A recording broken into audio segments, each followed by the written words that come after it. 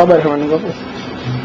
Thalassemia એ આનુવંશિક લોહીનો રોગ છે, એટલે કે આ રોગ વારસામાં ઉતરી આવે છે. મુખ્યત્વે એ લોહીનો રોગ હોવાથી બાળકોની અંદર એનિમિયા સ્વરૂપે એટલે કે પાંડુ રોગ સ્વરૂપે થતો હોય છે. બાળક 6 માસની ઉંમરનું આસપાસ થાય અને તે હોવું જોઈએ એના કરતા વધુ ગોરું લાગવા માંડે, ફિક્કું લાગવા માંડે, તો ડોક્ટરના મનમાં શરૂઆતમાં એક શંકા ઉભી થાય કે બાળકને પાંડુ રોગ હોઈ શકે.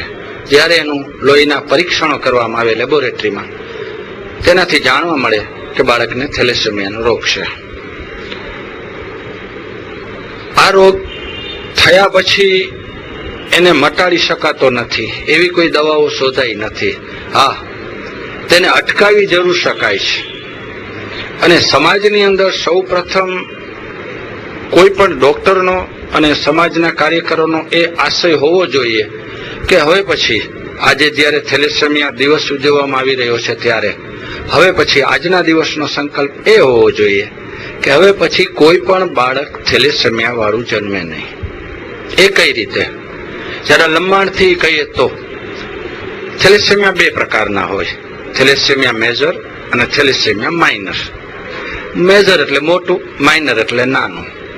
થેલેસેમિયા મેજર એટલે કે થેલેસેમિયાનું દર્દી જ, જ્યારે થેલેસેમિયા માઇનર એટલે જેની અંદર જીન્સ છે થેલેસેમિયાના, તો પણ પોતે થેલેસેમિયાના રોગથી પીડાતી વ્યક્તિ નથી.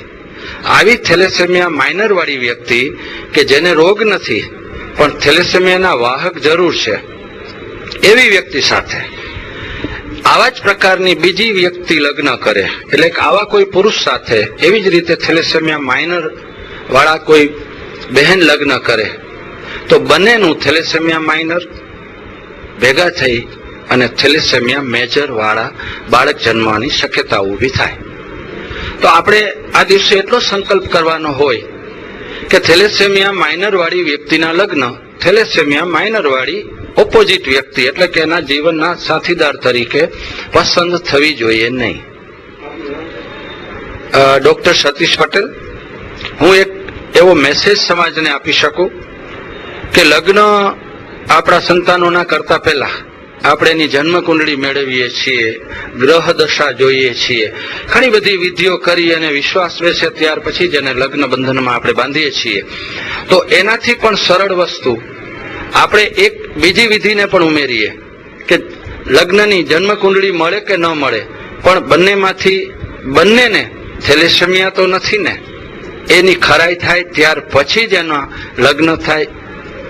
અને તે માટે યુવક કે યુવતીના થેલેસેમિયા ટેસ્ટ તૈયાર થયેલા હોય, લગ્ન સંબંધી જોડાતા પહેલા એ ટેસ્ટ કરેલા રિપોર્ટની માગણી કરવામાં આવે, જેથી કરીને 2 થેલેસેમિયા વાળા યુવક યુવતીઓ લગ્ન ગ્રંથિથી જોડાય નહીં અને થેલેસેમિયાગ્રસ્ત બાળકો જન્મે નહીં.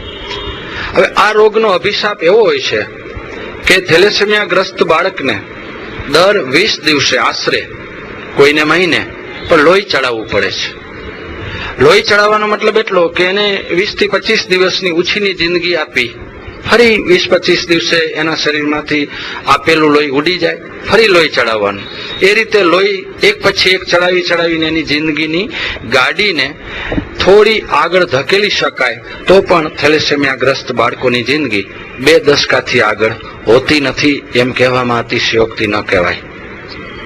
થેલેસેમિયાગ્રસ્ત બાળકોને જોઈએ તો એની કોઈ પણ સહૃદયને દયા આવે, એના પ્રત્યે કરુણા ઉપજે. એના માતા પિતાને જ્યારે આપણે પૂછીએ તો એના માતા પિતાની વ્યથા પણ આપણું હૈયું ડોલાવી જાય. આટલું બધું જો સમાજની અંદર વિજ્ઞાન ડેવલપ થયું હોય, મેડિકલ ક્ષેત્રે અનેક પ્રકારની ક્રાંતિ થઈ હોય, તો મેડિકલ ક્ષેત્રનો લાભ લઈ આજથી જ આપણે એવો સંકલ્પ કરવો જોઈએ કે સમાજની અંદર 2 થેલેસેમિયા માઇનર વાળા પાત્રોના લગ્નો. થોડી વાર આપણને ફોન કર્યો હોતો હોય